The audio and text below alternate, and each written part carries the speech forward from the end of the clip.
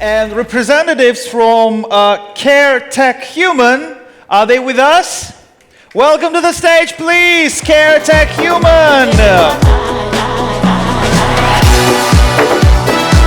Vital health indicators, let's hear from them. Oh, nice t-shirt, amazing.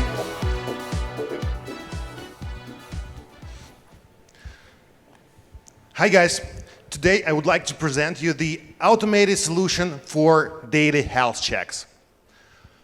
I bet you all seen this episode in old movies.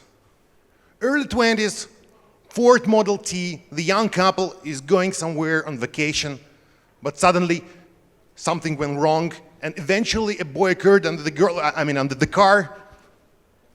And why don't we see this scene with the modern cars? Because modern cars, they have this very important function, which is check engine light. It alerts the driver that something wrong is happening with the car and additional professional maintenance or diagnostic is needed. And we're building check engine for people's health. 7 out of 10 people die from preventable diseases. Related health expenditures are way too high even for well-developed economies.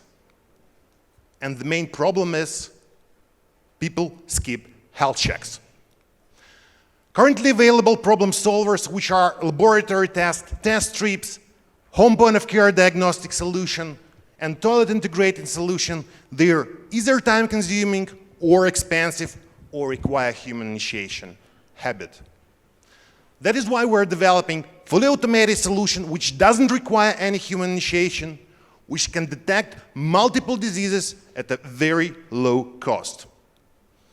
A user simply unpack a solution connected to the Wi-Fi network and mount it to the toilet bowl. From that moment on, our solution is seamlessly integrated into their life, providing health security service. Every urination, it intake sample, analyze data, transfer data to the cloud, where our powerful machine learning technologies looks for specific biomarkers or disease-related pattern. And if they are observed, a system alerts the user and optionally his authorized doctor. The potential of our technology is huge. It can recognize more than 3,000 biomarkers to detect urinary tract infections, type 2 diabetes, COVID, kidney, and digestive diseases. We associate our innovation with rapidly growing market, Internet of Medical Things, which is $57 billion and is growing 30% annually. To speed up go-to-market, we've developed 3-step strategy. So we're going to start with really low FDA-regulated product, and as our technology got more powerful and we got more advanced, we're going to upgrade the disease detection capacities. Currently, we have developed the first product version. It is fully automated, it is low cost, and it's absolutely maintenance-free solution. No consumables. We have scheduled pilot run with cross-European telemedicine platform Shapes to validate our device-as-a-service business model with digital add-ons. We received a letter of support from International Diabetes Federation, which is one of 2 most respected organizations in the world. We've analyzed competitors, developed IP strategy, and already applied for patents. We've conducted preliminary clinical trials for COVID and type 2 diabetes, and our technology demonstrates accuracy 90%. In close cooperation with clinicians, we've already validated clinical trial results, medical need, and game plan for our product. We've conducted customer development interviews to verify their needs and pains and to validate our product market fit. We have great partners. We've won 8 grants and awards, and I want to say thank you for them, because without them, this achievement wouldn't have been succeeded. Currently, we are fundraising $2.3 million to bring our solution to market, to commercialize it. And of course, it is hard to overestimate the word team. I'm a PhD in physics, I have 3 successful exits, and I was the CEO of state-owned enterprise responsible for digital transformation of primary healthcare level in Ukraine. My team members have brilliant experience in IT, in machine learning, in medtech product development, IP protection. The core team is supported with the advisory board from Stanford, from University of Greenwich, from University of Kent, and these brilliant guys help us with domain expertise, for instance, FDA regulatory pathway and clinical trials design. I'm happy to be here. We're on the mission to save lives. Let's do it together. Thank you. Thank you. Very well done. Thank you. Ragnar has the mic. I think that this is one of the coolest ideas ever, and I actually before even that already sent it this one Japanese investor. But really, like, so you have been doing this like 2+ years, and have been talking with so many investors. What has been telling why they don't invest? I don't understand. Because if I look to your LinkedIn, I see that you are so actively fundraising. So what has been feedback from investors why they don't invest? Yeah, thank you. We haven't been fundraising until this summer. This summer we started fundraising campaign. We did it like for 1.5 months, and the main feedback was that, guys, we love your product, but you don't have the first iteration on the market. So you don't have the first product you're going to start with.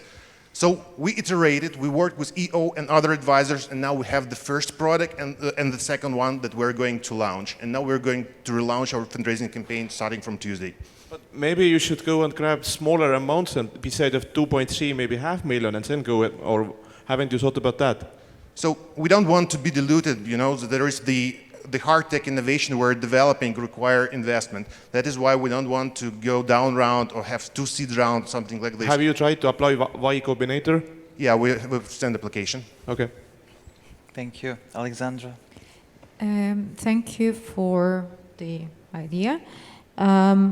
Why do you think that now is the right time for your product to be on the market? Why now?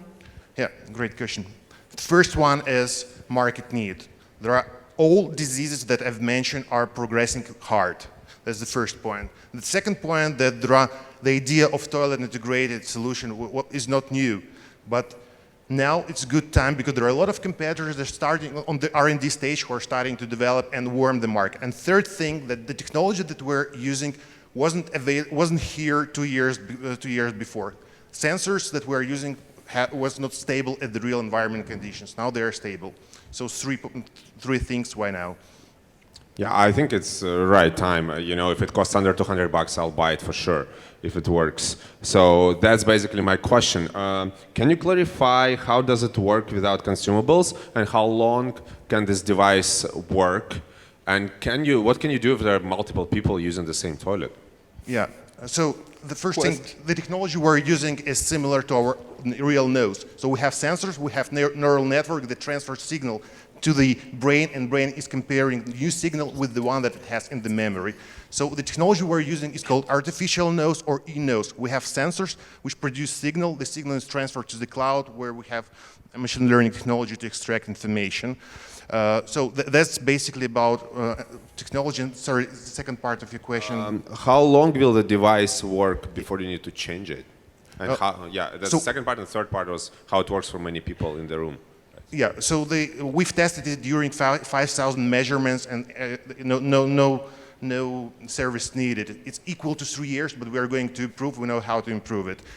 For person identification technology, we've developed this technology to distinguish family members based on unique chemical fingerprints. So based on sample, we can recognize family members, and we've applied for patent application for this technology, person identification technology. Great. And on your team slide, I didn't see anybody who is like medical scientists. Or do you have anybody from medical science? Because we're working with a lot of different diseases, our strategy is to have doctors, clinicians in the advisory boards, and we have plenty of them there. So from Stanford, from University of Greenwich, and they are all doctors. Can you please tell about the precision of the recognition of some diseases, some examples? Yeah, we did preliminary tests for type 2 diabetes and COVID, so we took urine samples, we measured them, and the accuracy was 90%, and there were, if you mean the precision recall rate, there were several points which we can choose designing the real application solution, and we can play with that numbers. And for other diseases? We haven't done. We have additional information for uroflowmetry, which is a great screening tool for prostatic cancer and for prostatic diseases. So on there, the accuracy is also 90%. Thanks. Thank you very much. Thank you. Thank you. A round of applause. Very well done. Thank you. Now with this, our judges will go to their dark secret chambers to make the decision who will take the 3 prizes. Today, a round of applause for our finalists, please. They did an amazing job.